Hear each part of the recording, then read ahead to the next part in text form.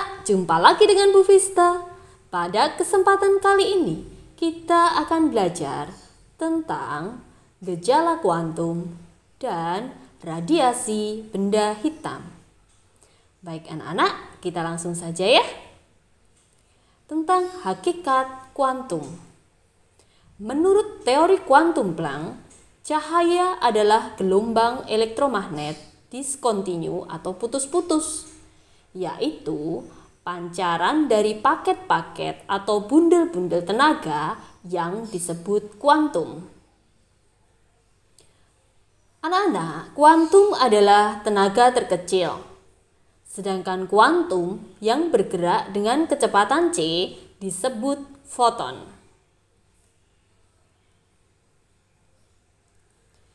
Energi molekul yang berisolasi merupakan kelipatan energi yang dimiliki oleh tiap foton. Sehingga energinya sama dengan N dikalikan H dikalikan F. Karena F sama dengan C per lambda, maka E sama dengan N H C per lambda. Anak-anak yang perlu anak-anak perhatikan adalah H di sini adalah konstanta Planck ya anak-anak, yang nilainya adalah 6,625 kali 10 pangkat negatif 34 Joules Coulomb. Sedangkan C kecil di sini adalah cepat terambat cahaya di ruang hampa. Nilainya adalah 3 kali 10 pangkat 8 meter per sekon. Baik anak-anak, sekarang kita lanjutkan pada radiasi benda hitam. Setiap benda yang berpijar selalu memancarkan radiasi gelombang elektromagnetik anak-anak. Nah, semakin tinggi suhu permukaan benda, maka semakin besar daya radiasinya. Nah, menurut Stephen Boltzmann, jumlah energi radiasi yang dipancarkan benda per satuan waktu, per satuan luas, atau intensitas radiasi berbanding lurus dengan pangkat 4 suhu mutlak permukaan benda yang berpijar anak-anak. P sama dengan Q per T. I adalah P per A. Padahal I sama dengan E sigma dikalikan T dipangkatkan 4.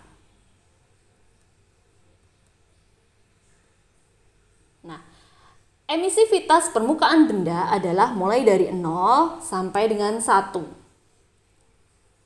Untuk E sama dengan 0 adalah benda putih mengkilat dan E sama dengan 1 adalah benda hitam sempurna. Benda hitam sempurna adalah benda yang dapat menyerap semua benda yang datang dan dapat memancarkan energi cahaya dengan sempurna anak-anak. Sedangkan sigma adalah tetapan Stephen Boltzmann yang nilainya adalah 5,67 kali 10 pangkat negatif 8 watt per meter persegi Kelvin pangkat 4.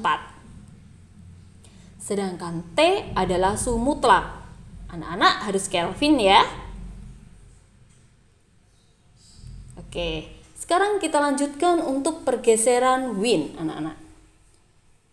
Intensitas radiasi cahaya yang dipancarkan benda hitam atau pancaran radiasi sempurna ternyata merupakan fungsi panjang gelombang. Semakin tinggi suhu permukaan benda itu, maka akan semakin terangkat grafiknya. Kita perhatikan anak-anak.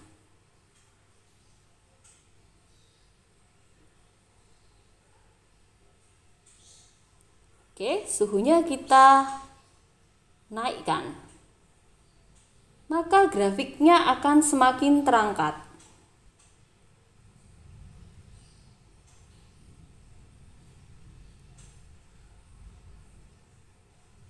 Kita perbesar. Anak-anak perhatikan, dalam hal ini ternyata panjang gelombang yang memiliki intensitas maksimum akan menggeser ke panjang gelombang yang semakin pendek anak-anak atau semakin ke kiri. Nah, hal ini disebut hukum pergeseran Wien.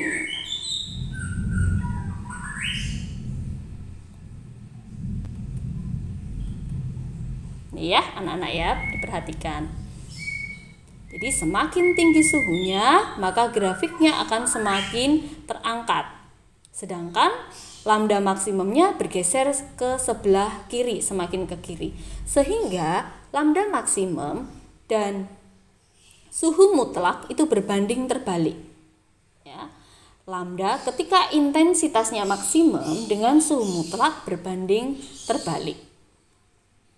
Persamaannya adalah C per T. C di sini adalah konstanta Wien, anak-anak. Yang besarnya adalah 2,9 kali 10 pangkat negatif 3 meter Kelvin. Kalau yang C yang di depan tadi adalah 3 kali 10 pangkat 8 meter per sekon. Beda ya anak-anak ya. Kalau di sini adalah konstanta Wien. Oke, sekarang kita lanjutkan. Ada teori klasik yang tidak dapat menerangkan spektrum radiasi benda hitam, anak-anak. Nah, radiasi yang dipancarkan oleh benda pijar adalah berhubungan dengan getaran-getaran muatan listrik dalam atom zat tersebut. Namun, Wien dan Rayleigh belum dapat menerangkan spektrum radiasi benda hitam untuk segala panjang gelombang. Oke, anak-anak perhatikan di sini. Wien adalah yang berwarna pink, anak-anak, yang di bawah ya, yang di bawah. Sedangkan yang biru ini adalah menurut Planck, sedangkan yang hitam itu adalah menurut Lillich-Jeans. Nah, anak-anak perhatikan untuk Wien yang di sini, untuk panjang gelombang yang pendek dia sesuai dengan teori Planck, tetapi untuk panjang gelombang yang panjang itu menyimpang. Sedangkan untuk Rayleigh-Jeans kebalikannya, sesuainya pada panjang gelombang yang panjang, sedangkan panjang gelombang yang lebih pendek malah menyimpang. Nah, itu ya anak-anak ya. Jadi kebalikan antara Wien dengan Rayleigh-Jeans ya. Oke, sekarang kita lanjutkan untuk efek fotolistrik. Suatu tabung hampa yang ujung-ujungnya dilengkapi dengan elektroda positif, yaitu anoda ini, dan elektroda negatif, yaitu katoda, berarti di sebelah sini ya. Kemudian elektroda itu ditutup dengan sumber arus searah dan dilengkapi dengan ampermeter yang belum menunjukkan adanya arus listrik. Kemudian, keping katodaka dijatuhkan gelombang elektromagnet, misalnya sinar alfa merah, sinar ultra ungu, sinar X, dan sebagainya.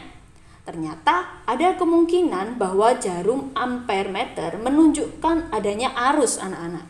Nah, hal demikian berarti ada elektron-elektron yang lepas dari keping K lalu ditarik oleh A sehingga terjadi arus listrik, begitu anak-anak. Nah, efek fotolistrik adalah gejala terlepasnya elektron logam karena dijatuhi gelombang elektromagnet tadi. Sedangkan elektron yang terlepas pada efek fotolistrik disebut fotoelektron. Nah, ada dua syarat anak-anak untuk dapat terjadi efek fotolistrik, yaitu panjang gelombang elektromagnet yang dijatuhkan harus kurang dari sama dengan lambda tertentu, yaitu lambda ambangnya. Yang kedua, frekuensi gelombang elektromagnet harus lebih besar atau sama dengan frekuensi ambang atau frekuensi batas. Oke, anak-anak paham ya? Sekarang kita lanjutkan.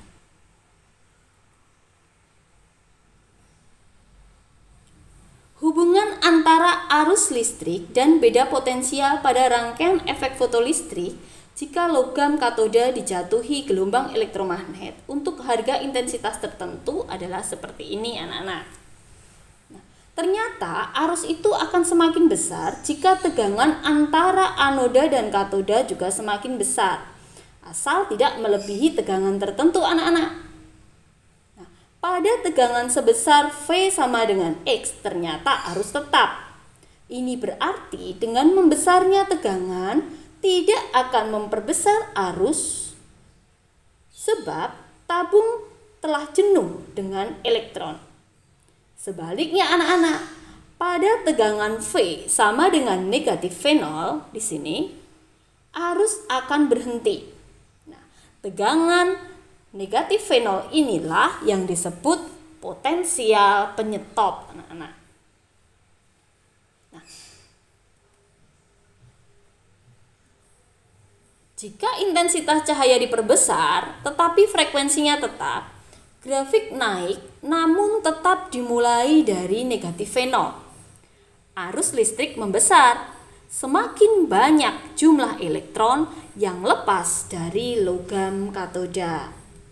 Dengan demikian anak-anak, kenaikan grafik ini menunjukkan bahwa arus listriknya membesar.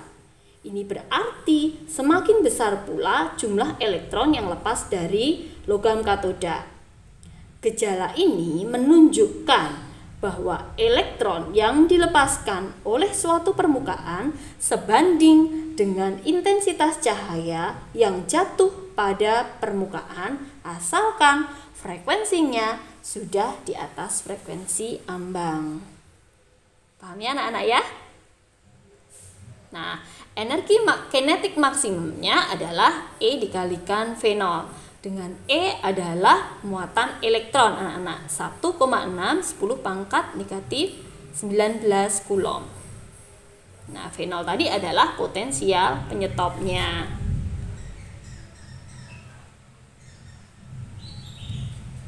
Baik, anak-anak, sekarang kita lanjutkan ya.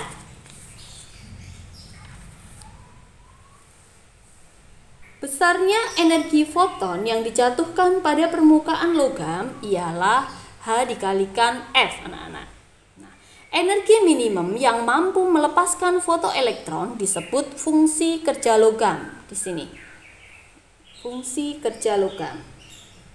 Nah, fungsi kerja logam tergantung pada jenis logamnya. Jika energi foton yang didatangkan pada permukaan logam adalah HF lebih besar daripada HF0, maka kelebihannya adalah digunakan dalam bentuk energi kinetik, anak-anak. Jadi EK akan sama dengan E dikurangi V. Padahal E sama dengan HF dan V sama dengan HF0. Maka EK sama dengan H dikalikan F dikurangi HF0. Anak-anak, jika energi kinetiknya dalam EV, maka harus kita ubah dalam Joule terlebih dahulu. 1 EV nilainya adalah 1,6 kali 10 pangkat negatif 19 Joule.